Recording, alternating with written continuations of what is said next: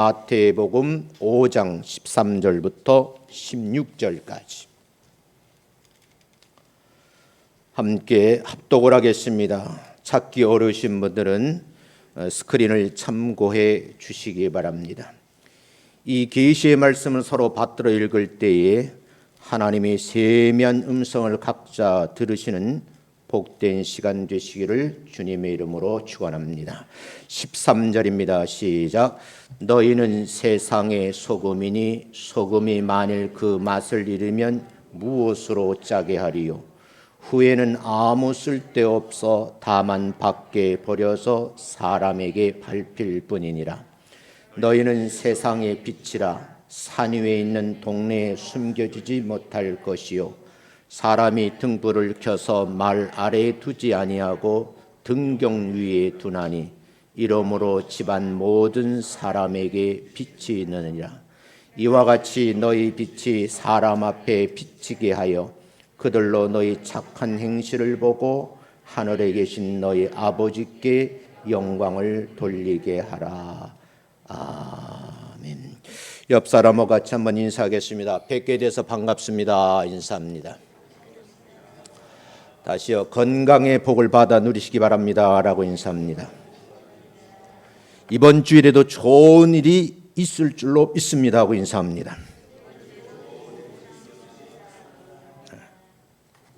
제가 천천히 설교를 할 테니까요. 이 스토리를 생각하시면서 들어주셨으면 고맙겠습니다. 인생의 삶을 어떻게 사는 것이 바르게 사는 것일까? 특히 하나님의 자녀로 살아가는 이 삶의 문제가 항상 우리가 부담을 안고 있는 가장 큰 고민거리예요. 우리 마음대로 잘 되지 않는 딜레마 중에 가장 큰 딜레마라고 소개를 할 수 있어요. 마태복음 5장 3절부터 10절 사이에 기록된 이 말씀이 있기 전에 1절부터 10절까지는 팔복에 대해서 말씀을 하고 있어요. 그 내용이 이렇습니다. 1절에 보면 예수님께서 무리를 바라보시면서 산 위에 올라 앉으셨다. 그때 제자들도 나왔다고 말씀을 하셔요. 어쩌면 그때에 예수님께서 입을 열어 가르치기를 시작했다 하는데 그 가르침의 내용이 산상수훈 팔복이라 그래요. 심령이 가난한 자는 복이 있다. 애통하는 자는 복이 있다. 온유한 자는 복이 있다. 의에 줄이고 목마른 자도 복이 있다. 긍휼히 여기는 자도 복이 있고 마음이 청결한 자도 복이 있다. 화평하게 하는 자도 복이 있고 의를 위해서 박해를 받는 자도 복이 있다. 8가지의 복에 대해서 말씀을 하시. 예수 믿는 사람들이 살아가는 방법에 대해서 예수님께서는 마태복음 5장에서부터 7장이 이르기까지 산상수훈의 말씀을 통해서 아주 여러 부분을 조목조목 자세하게 설명을 주면서 그렇게 살 것을 권면하고 있어요. 가장 먼저 나오는 5장의 팔복은 그리스도의 나라, 하나님 나라의 헌장이라 이런 평을 한답니다. 이 말씀대로 살면은 하늘의 신령한 복을 받아 누릴 8가지의 복, 다시 말씀드리면 복받은 사람들의 삶의 모습이 이러하다라고 말씀을 하시. 8가지의 복을 받기 위해서 악착같이 살아야 되느냐?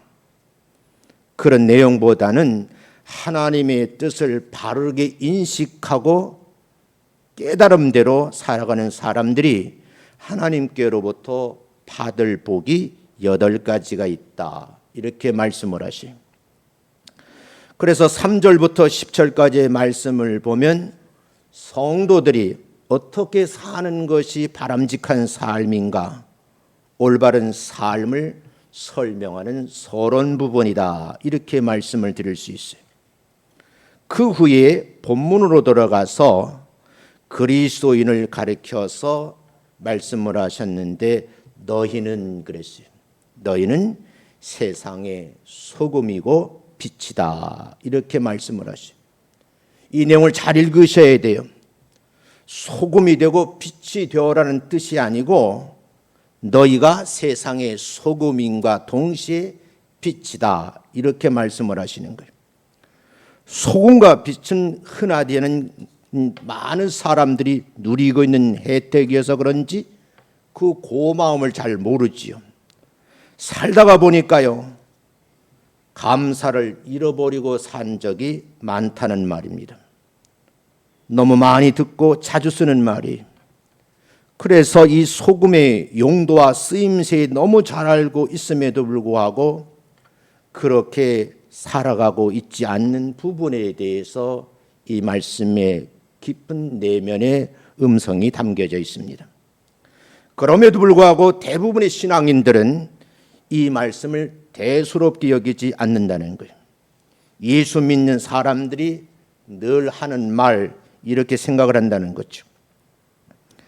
여기서 저는 강조하고 싶은 것은 뭐냐면 알고 있는 것이 중요한 것이 아니라 이웃과 어울려 살아가는 삶 속에서 소금의 맛을 내야 되고 부패 방지 역할을 해야 되고 어두운 것을 밝혀 드러내는 행동하는 그리스도인 실천함을 강조하는 말씀이라는 거예요.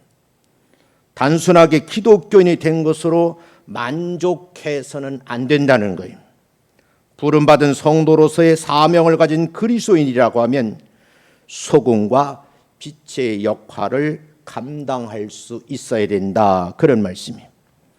우리가 잘 아는 말씀이지만 다시 한번 겸허한 마음으로 오늘 읽어드리는 본문을 통해서 예수님께서 드러내시고자 하는 말씀의 의미를 좀 한번 헤아려보고 그리스도의 역할을 어떻게 해야 되는지 재조명하면서 그 역할을 잘 감당하시는 성도님들 되시기를 주님의 이름으로 축원합니다. 본문으로 좀 들어가서 내용을 세 부분으로 나누겠어요. 그 첫 번째, 우리는 세상에서 소금의 사명을 다해야 된다. 그런 말이죠. 저는 만약 문장을 바꾸면 영어로 표현은 we must라는 말을 바꾸죠. 반드시 해야 된다는, 안 하면 안 된다는 뜻이. 팔복에 대해 말씀을 마치신 주님은 제자들을 향하여서 너희는 세상의 소금이라는 말씀을 하셨어요. 지상에서 가장 염분이 축적되어 있는 바다가 사해바다예요. 염분 농도가 가장 높은 사해를 옆에 두고 사는 팔레스타인 사람들에게는 소금이라는 것은 너무 흔한 것이고 값을 지불하지 않아도 마음껏 얻을 수 있는 물질입니다. 사해는 염분이 너무 많아서 사람들이 들어가서 헤엄을 칠 필요가 없어요. 물속에 누워있으면 둥둥 뜨는 곳이거든요.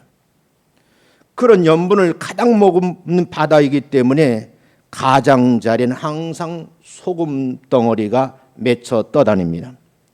사람들은 소금을 만들기 위해서 수고를 할 필요가 없는 것이죠. 아무 데서나 한 바가지 떠다가 쓰면 충분한 겁니다. 이런 상황 속에서 예수님께서는 왜 너희는 세상의 소금이라고 말씀을 하셨을까? 아마 주변에 있는 많은 사람들, 어쩌면 제자들도 웃었을는지도 모릅니다.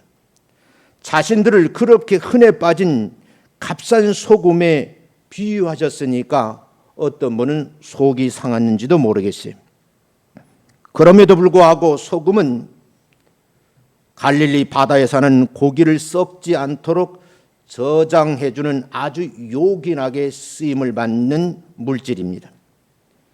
교통사정과 냉정시설이 좋지 못한 시절에 육지에서 내륙지방의 싱싱한 바닷고기를 먹는다는 것은 상상할 수도 없어요. 저는 어려서부터 내륙지방에 살아서 큰 고기를 본 적이 없어요. 좀 성장해서 바닷가에서 고기를 잡는 어부들을 보고 속된 말로 뒤로 넘어질 뻔했어요. 저렇게 큰 고기가 있는가 할 정도로요. 육지의 내륙 지방에는 싱싱한 바닷고기를 먹는다는 것은 상상할 수 없는 일이죠. 그래서 내륙 깊은 곳에 사는 사람들이 맛볼 수 있는 가장 보편적인 바닷고기는 염장 처리를 한 자반 종류입니다. 예수님 당시 유대 지방에서도 마찬가지였어요. 더운 지방에서는 소금에 절인 먹거리들이 보편적인 음식이었었거든요. 소금에 일단 절이면 아무리 오랜 기간을 두어도 썩지 않는다는 거예요. 이 말씀을 듣고 있는 군중들은 대부분 갈릴리 지방 사람들이거든요. 잡은 물고기를 오랫동안 보관하기 위해서 사해 바다에서 건져온 소금을 가지고 생선을 절이는 방법을 잘 알고 있는 이 지역 출신 어부들입니다. 갈릴리 지역에는 염장철이라는 생선은 얼마나 유명했는지 로마 당국에서도 우리나라 말로 하면 왕께 진상하는 그런 음식 재료입니다. 예수님이 이 비유를 갈릴리 사람들에게 쉽게 이해했을 것으로 생각이 돼요. 본문의 말씀을 보면 염장 처리하는 방법을 알려주시려 하는 말씀일까? 그건 아닙니다. 소금이 가지고 있는 가장 큰 용도가 있죠. 음식물의 부패를 방지하고 각종 음식의 맛을 내는 역할이라고 저는 생각하는데 조미료의 역할이죠. 아무리 정성스럽게 마련된 음식이라 할지라도 그 속에 소금이 스며 들어가지 아니하면 제대로 된 맛을 느낄 수가 없다는 거예요. 제가 표현한 말을 잘 이해를 하셔야 돼요. 소금이라는 것은 반드시 음식에 스며 들어야지만 그 맛을 낼 수 있다는 거예요. 지금과 같은 인공 감미료나 조미료가 없던 시절 우리 조상들은 모든 음식의 맛을 소금 하나에만 의존을 했습니다. 우리가 평소에 먹고 있는 모든 음식물들 속에는 염분이 스며들어 있다는 거예요.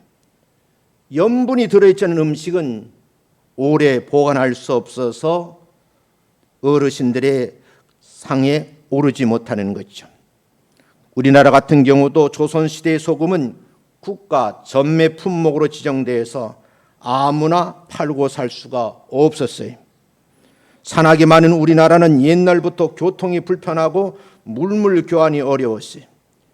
그러므로 소금을 만들 재간이 없는 산간 시골에 사는 분들은 금보다 더 귀한 것이 소금이라 그래서 소금장수라는 말이 있어요.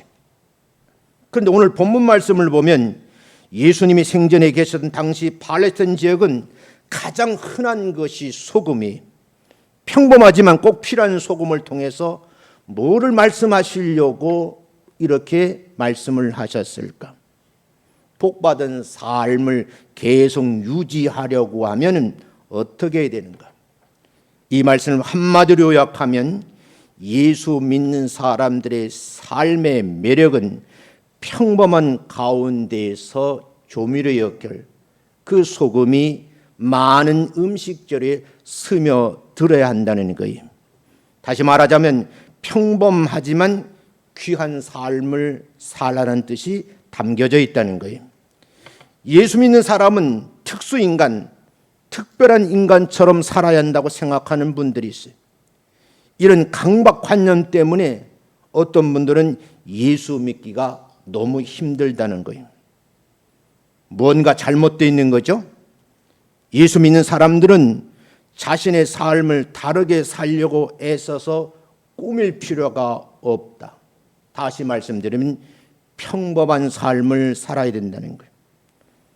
이걸 부연 설명하면 가장 인간답게 살아야 된다는 거예요. 사람 냄새 나게. 그래서 오늘 주님께서는 우리들이 하는 말, 너희는 세상의 소금이 되라 하지 아니하시고 구체적인 행위를 통해서 소금처럼 스며드는 삶을 살라는 거예요. 그래서 너희는 세상의 소금이다라고 먼저 말씀을 하신 거예요. 예수 믿는 사람들은 소금처럼 되는 것이 아니라 바로 소금 그 자체인데 요리사의 손에 들려서 양념 속에 들어가서 스며드는 그 역할을 강조하는 거예요. 저도 어려서부터 고향교회 목사님으로부터 시작해서 신학을 공부하면서 많은 분들의 이 본문 내용을 설교를 들어봤어요. 제가 일주일 동안 오늘 아침 7시까지 본문 내용을 계속 교정을 했어요.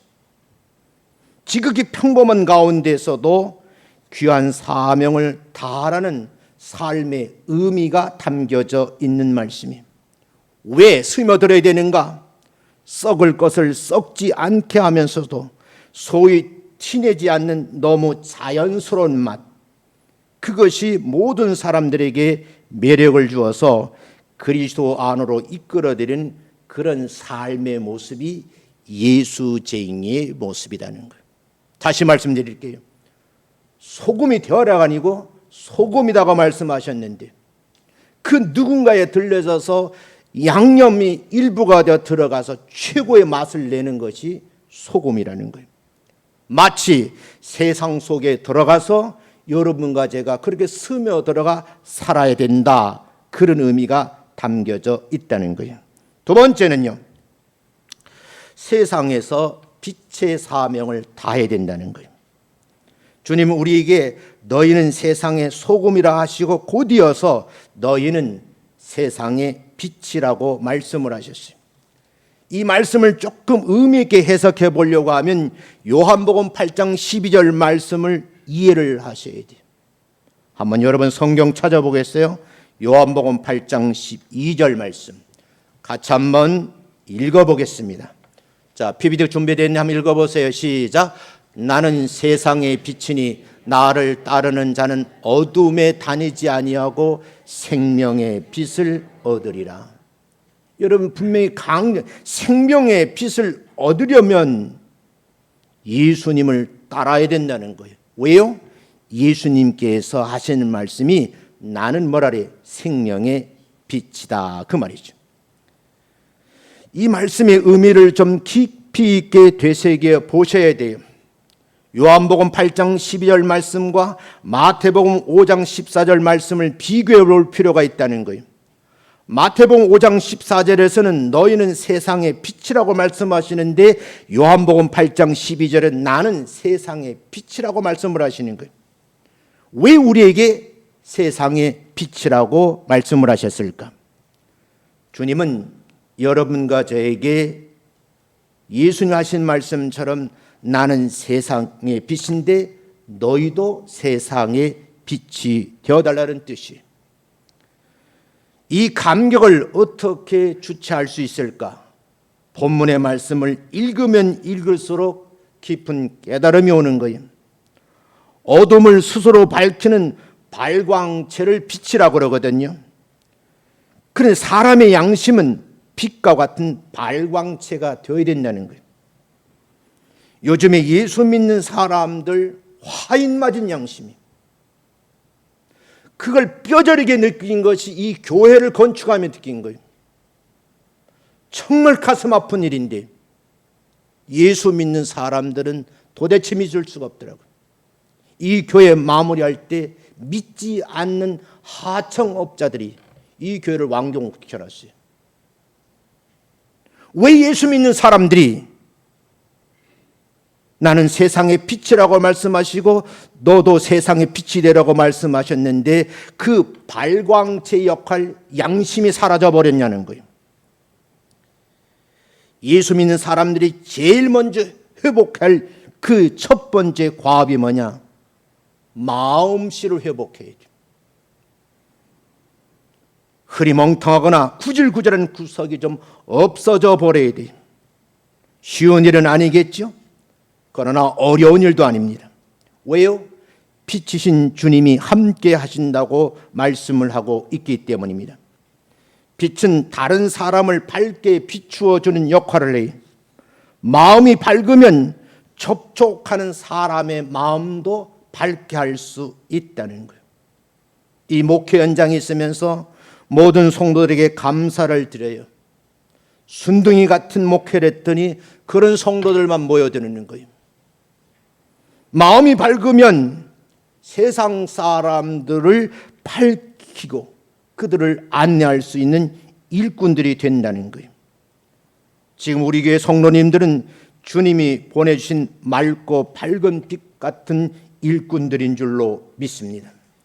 덕망이 높으신 어르신들과 마주 앉아 있으면요, 자기도 모르게 스스로 옷깃이 여며지고 머리를 숙여지는 것 같은 이치인 거예요. 예수 잘 믿는 사람들이 세상 사람들과 어울려 살 때 그들이 옷깃을 여미고 머리를 숙여져서 목사님이시죠? 장로님이시죠? 권사님이시죠? 이 소리를 들어야 한다는 것이 본문 말씀의 의미예요. 신약 성경 위대한 일꾼들을 보세요. 예수님 만난 막달라 마리아가 그러했습니다. 예수님을 만난 삭개오가 자신이 저지른 모든 죄를 회개하고 4배나 갚는 역할을 감당을 합니다. 왜 예수를 잘 믿는 인물들은 성경에 보면 그렇게 살았는데 그 다음 세대에 우리들은 그렇게 살지 못하느냐는 그런 아픔의 얘기를 본문에서 담고 있는 거예요. 빛의 역할은 어두움을 사라지게 하는 거예요. 주변에 있는 모든 사람과 사물의 관계와 위치를 알아볼 수 있도록 그 빛을 발하는 겁니다. 우리 자신이 예수님의 표현대로 빛이라고 하면 그리스도의 가르침과 본을 따라서 무지와 편견을 걷어치우고 생명의 길로 모든 사람들을 안내할 필요가 있다. 그 역할이 빛의 역할이라는 거예요.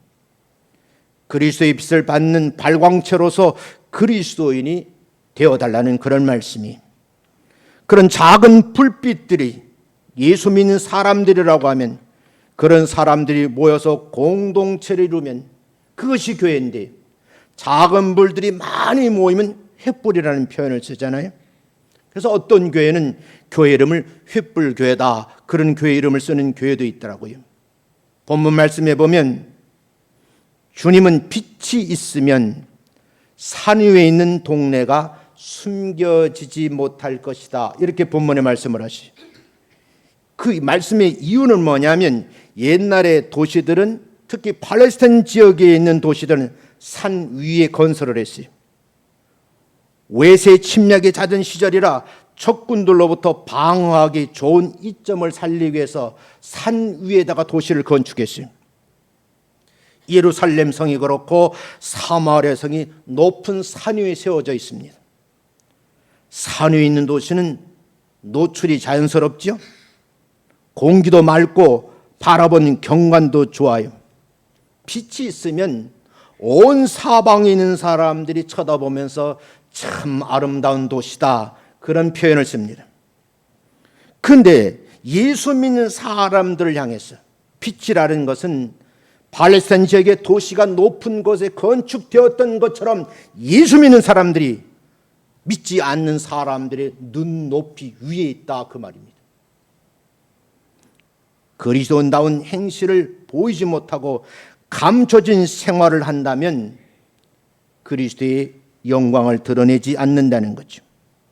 성경은 이런 표현을 쓰죠. 누구든지 불을 켜서 말 아래 두지 아니하고 등경 위에 둔다는 표현을 썼어요. 여기서 말이라는 것은 유대인의 집에서는 어디나 모든 집에 갖춰져 있는 곡물을 부피를 재는 큰 통이 도량 도구입니다. 어린 시절 무게를 달아보는 저울이 있었지만 부피를 측량하는 말이나 되박이 있었어요. 타고되는 말을 의미하는 것이 아니라 부피를 측량하는 도구라는 거예요. 한 말, 두 말, 세 말 이렇게 전해. 작은 도구를 한 대박, 두 대박, 그런 도량이라는 거예요. 그런데 여러분, 본문에서는 등불을 켜서 그 도량인 말 아래 감추지 않는다는 거예요. 불을 밝히기 위해서 감추는 것이 아니라 등경 위에 둔다는 거죠. 결과적으로 등경에 불을 켜놓으면 그 집안엔 모든 사람들이 불빛 아래서 활동이 가능하다 하는 얘기예요. 예수 믿는 사람들이 등경 위에 높이 들려 있어야지만 믿지 않는 사람들이 그 역할을 따라할 수 있다, 그런 얘기죠. 주님이 빛을 말씀하신 것은요, 빛 자체를 역설하시는 것이 아닙니다. 빛의 역할에 말씀을 하는 거예요. 세상의 소금이라는 말은 부패를 방지하고 조미료의 맛을 낸다는 말씀을 드렸어요. 스며들어야 되죠. 세상의 빛은요, 어두운 세상을 염두에 두고 하신 말씀입니다. 우리나라가 이제는요, 복음이 많이 전해져서 숫자는 정확하지 않지만 1200만 성도라 그랬어요. 지금은 줄어들어서 800이니 900이니 그래요. 그런가 하면 국회에 들어가 보면 예수 믿는 집사님, 장로님들이 국회의원이 많아요. 왜 그들을 국회에 보냈을까? 정부 고위직 관료로 발탁을 했을까? 그들 높은 자리에 올려놓고 세상 사람들이 쳐다보게 만드는 거예요. 그런데 이 본문의 말씀을 깊이 깨닫지 못하는 많은 크리스찬들이 그 역할을 잊어버린 거예요. 표를 얻기 위해서는요, 참 안타까운 일이지만 절간에 들어가서 두 손을 합장하고 머리까지 숙이는 분들이 있더라고요. 그렇게까지 해서 국회의원을 할 필요가 있을까? 저는 그게 의문인 거예요. 우리가 곰곰이 생각해 봐야 돼요. 빛은요, 사람들에게 그 역할을 감당하기 위해서는 자신의 몸을 태워야 되는 거예요. 오늘날 많은 그리스도인들이 자신의 몸을 불태우는 역할을 하지 않는다는 것이 가장 가슴 아픈 일이에요.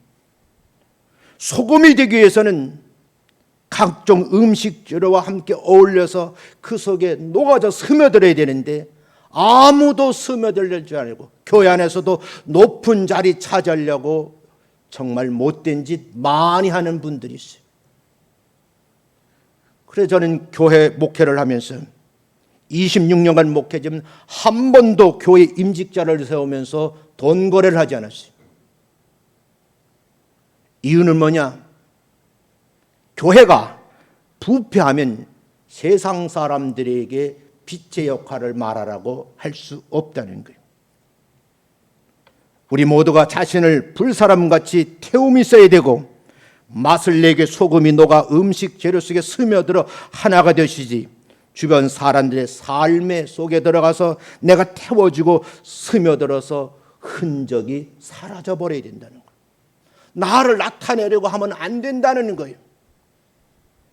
그때 내가 소금의 역할을 잘했구나, 빛의 역할을 독특하게 잘했구나 하는 칭찬은 하늘나라가 듣는 거예요. 소금이 부패한 곳에 있어야 하듯이 어두컴컴한 음침한 곳에 빛이 있어야 하듯이 여러분과 저에게 그 역할을 잘 감당하라는 뜻이에요. 근데 여러분, 그렇게 많은 그리스도인들이 어둠에 동화되어서 타협을 하고 여지껏 그 나름대로 교인이라고 말은 하고 있는데 너무너무 안타까운 거예요. 오늘 저는 이런 말씀을 드리고 싶어요. 세상 한가운데 굳은 마음으로 당당하게 서실 필요가 있어요. 피하시면 안 돼요.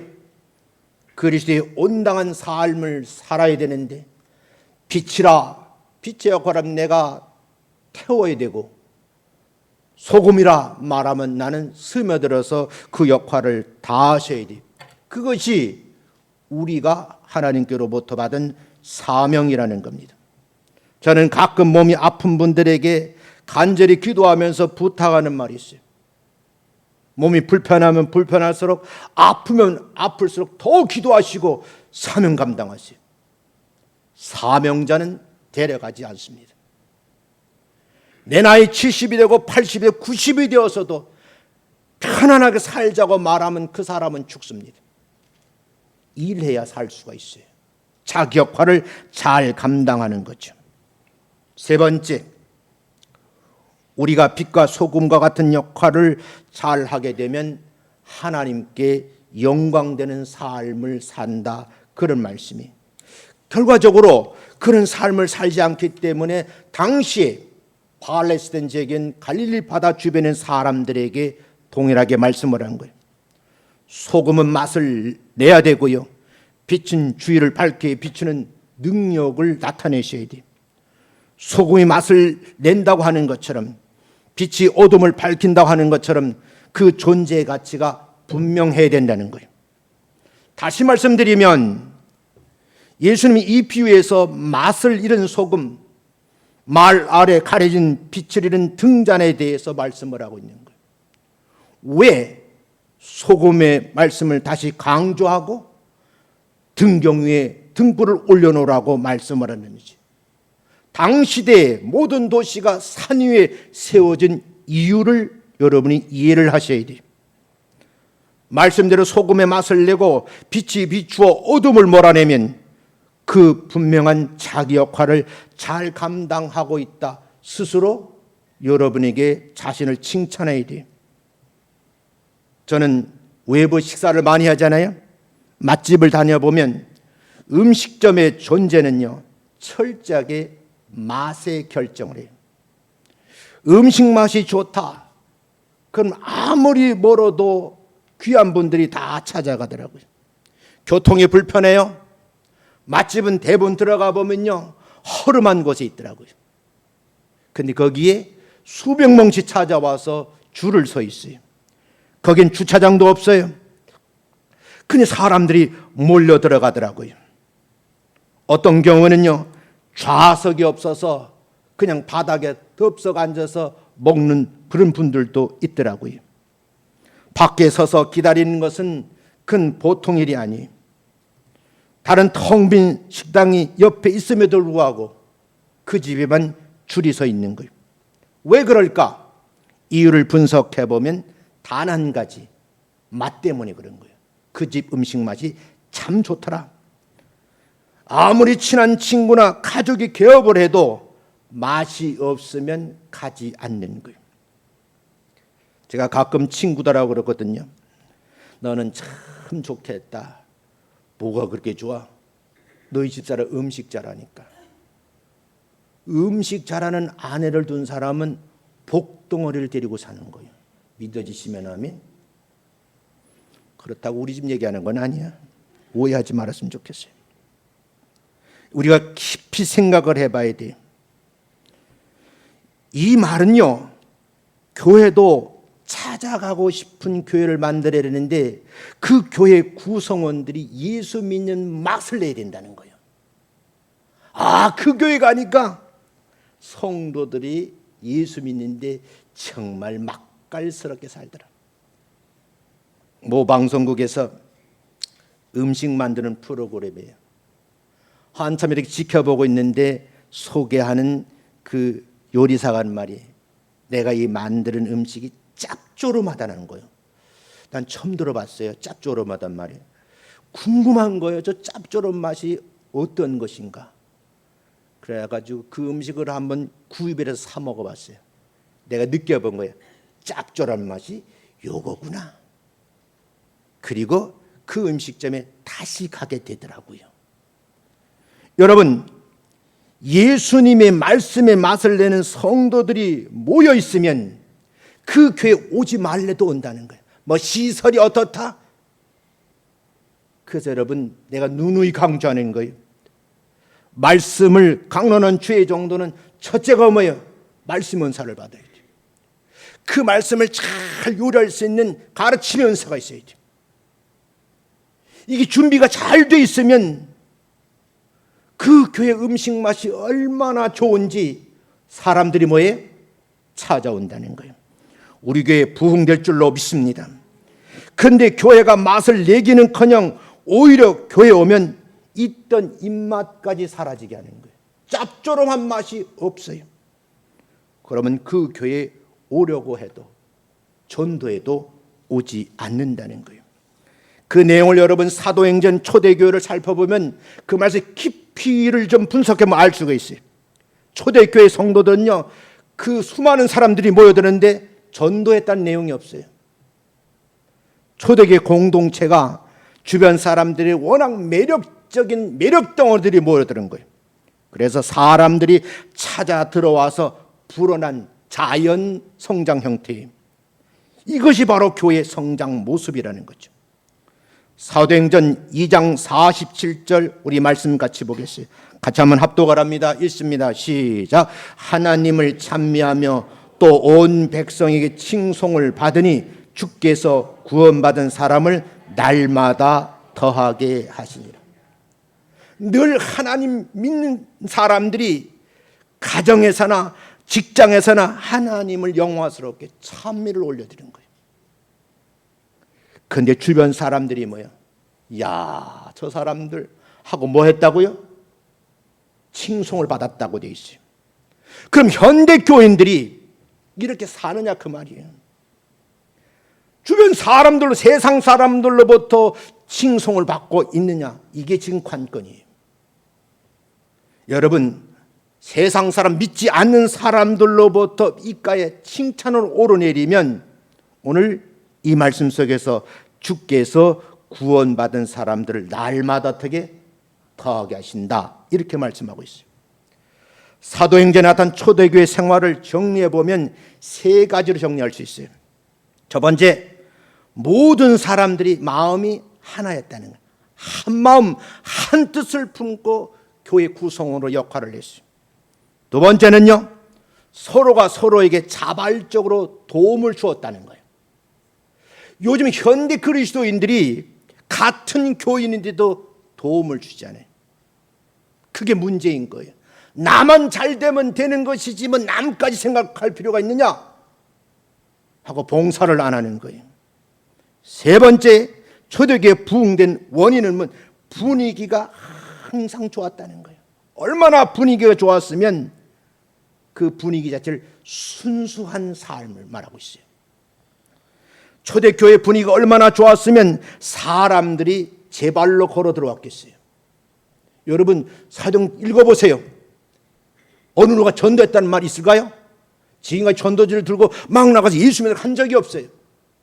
교회 안에 열심히 기도하다 보니까 기적이 일어나고 이적이 일어나니까 사람들의 소문이 난 거예요. 그 사람들을 주변에 가까이 살펴보니까 하나님 찬미하잖아요. 그 사람들이 모여들어 기도하잖아요. 그 사람들이 모여들어 모아나 봤더니 예배드리잖아요. 저 예배 속에 나도 한번 가볼까 하고 스스로 발걸음을 옮긴 사람들이라는 거예요. 본문에 나온 온 백성의 칭송을 받더라, 이걸 본문 말씀과 대비해 보면 여러분과 제가 세상 속에 소금처럼 스며들어가서 맛을 내야 되고요, 삶 속에 빛을 비추어서 그들이 어둠에 속에 있는 사람들 빛을 비추어서 어둠을 몰아내주는 역할을 해야 돼요. 왜 나를 고위공직자를 만들었을까? 백성을 대면 선량을 만들었을까? 여러분, 그곳이 어둠의 세계인데 너 거기 들어가서 빛을 발해서 어둠을 몰아내거라. 거기 사는 사람들이 삶의 맛을 모른다. 네가 좀 소금에 스며들어서 맛을 좀 내보라는 그런 의미가 담겨져 있다, 그 말입니다. 참다운 전도 비결은 바로 맛을 내는 교회가 되어야 돼요. 참다운 전도 비결은 바로 발광체로서 내가 빛을 발하셔야 된다는 거예요. 예수 믿는 사람이 그 자리에 서 있으면 못된 짓 하려고도 저분 때문에 그런 짓 하면 안 되지. 저 장로님처럼 살아야지, 저 집사님처럼 살아야지, 저 산 밑에 있는 목사님처럼 살아야지. 저보고 지난주 우리 교회 학회에 있는 구성원들이, 임원들이 찾아와서 저녁 늦게까지 얘기를 했어요. 목사님 방에 들어가니까 목사님 목회하는 방법을 알겠구만. 근데 무슨 뜻이요? 그러니까 그분들이래요. 대부분 목사님 방에 들어가 보면 의리는 가구가 설치되어 있잖아요. 좋은 소파가 있잖아요. 나는 그런 게 하나도 없거든요. 그냥 내가 설교 작성하고 그런 것밖에 없어요. 그런데 매몰돼 가지고 헌금을 그렇게 쓰는 것이 아니라는 거지. 우리가 잘못된 게 많이 있어요. 예수 믿는 만나는 교회, 맛깔스러운 성도들이 모여있는, 억지로 생떼쓰며 전도하는 일보다 훨씬 더 중요하다, 그 말이. 어떤 사람이 이렇게 말을 하더라고요.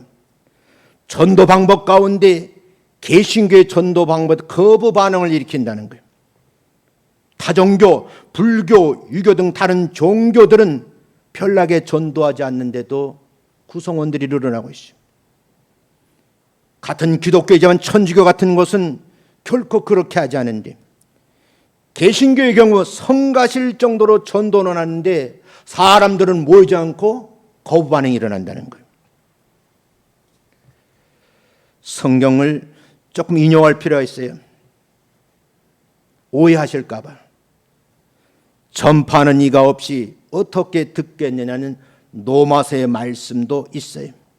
그러나 그보다 더 힘있는 전도는 주변 사람들로부터 교회에 대한 이미지 변화와 함께 성도들이 삶 속에서 맛깔스러운 모습, 어둠을 몰아내는 그 역할을 잘 감당할 때 저분 따라 그 교회 한번 가볼까? 요즘에 저는 많은 고민을 해요. 이 지역에 보면 상가교회가 지금 사라지고 있어요. 그렇게 어렵게 교회를 개척했는데 사람들이 가지를 않는 거예요. 고민을 좀 해봐야 돼요. 우리 자신의 아름다운 모습, 착한 행실을 통한 전도가 훨씬 더 힘이 있다는 것을 강조하고 싶어요. 본문 16절 다시 한번 읽어보겠습니다. 같이 한번 읽습니다. 한번 읽겠어요. 16절 말씀 시작. 이같이 너희 빛이 사람 앞에 비치게 하여 그들로 너희 착한 행실을 보고 하늘에 계신 너희 아버지께 영광을 돌리게 하라. 하나님께 영광 돌리는 방법이 있다. 그게 뭐냐? 착한 행실. 정리를 딱 하고 착한 행실. 그 착한 행실을 어떻게 하는 건데요? 우리가 발광체라 그랬잖아요. 예수님이 나는 빛이다 하셨기에 그 예수 믿는 사람들이 그 빛을 받아서 세상들에 비추어지게 되면 내 모습이 드러나잖아요. 성경 뭐라 했어요? 불을 어떻게 해요? 등경 위에 두라 그랬잖아요. 바렌체의 모든 도시가 산 꼭대기 세워져 있다 그랬잖아요. 우리를 드러내야 되는 거예요. 그 모습을 보고 하나님께서 뭐 하신다고요? 영광을 받으신다는 거예요.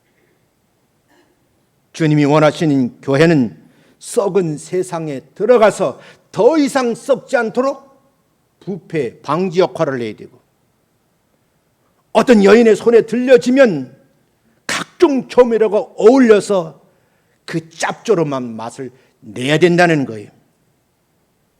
저는 우리 교회가 매력적인 교회로 단장을 했으면 좋겠다. 어제도 장로님들과 장시간 의논했어요. 정말 매력적인 교회로 그 모습을 단장을 한다고 하면 길거리에 나가서 외치지 않아도 여기 앉은 여러분들만 빛의 역할, 소금 역할을 잘 감당한다고 하면 우리 교회는 부흥되게 될 줄로 믿습니다. 아, 저 아파트 옆에 있는 교회 가보고 싶은 교회. 어쩌다 가봤더니 참 매력 있는 성도들이 모여있는 교회. 말 한마디를 맛깔스럽게 이야기하는 성도들. 초대교회처럼 서로 마음이 하나 되는 교회. 자발적으로 도움을 주는 성도들. 기쁨과 순전한 분위기. 그 매력 있는 교회가 될 필요가 있다 그 말이죠. 작은 불꽃 하나가 온 방안을 밝혀요. 그 불꽃들이 모여서 횃불이 되면요 동네를 밝히는 거예요. 하나 예를 들고 마치겠어요. 유명한 미국의 유명하신 분인데 이분이 처음 내가 뭐 어떤 역할을 할까 하고 고민하다가 자기 집문 앞에다 등불을 켜놨어요. 그랬더니 주변에는 많은 사람들이 뭐하는 짓이냐? 기름이 아깝지 않느냐? 난리였었어요. 그 모진 소리를 다 들어가면서 변함없이 어둠이 내려오면 문 앞에다가 어떻게 등불을 켜놨어요. 시간이 많이 흘렀는데 옆집이 또 그렇게 하는 거예요. 그 옆집이 그렇게 하는 거예요. 온 마을이 밝아진 거예요. 마을이 밝아지니까 범죄가 줄어들고 성폭력이 줄어드는 거예요. 이것이 뭐예요? 가로등의 효시예요. 가로등. 오늘날 길거리에 가로등이 있는 것이 어떤 예수 잘 믿는 한 사람이 네 집 앞에 불을 밝히다가 문명의 이기로 만들어 놓은 거예요. 거대하게 생각하시면 안 돼요. 작은 불꽃 하나가 역할을 감당하고 그 작은 불꽃들이 모여서 마을을 밝힐 수 있는 횃불의 역할을 하면 된다는 거예요. 이렇게 결론을 맺을게요. 나 같은 무능한 것이 뭘 하겠는가? 비하지 마시고요. 예수를 믿는 사람들, 그리스도의 빛을 받아서 세상을 밝히는 역할을 잘 감당하시기를 주의 이름으로 축원합니다. 그래야 하나님께서 영광을 받으신다고 그래요. 세상의 소금이라고 하셨죠? 세상의 빛이라고 하셨어요. 이름값 좀 하자고요. 다시 한번 강조해주고 이름값 좀 하자고. 왜 1200만 기독교인이 이러는데 세상은 변하지 않냐는 거예요.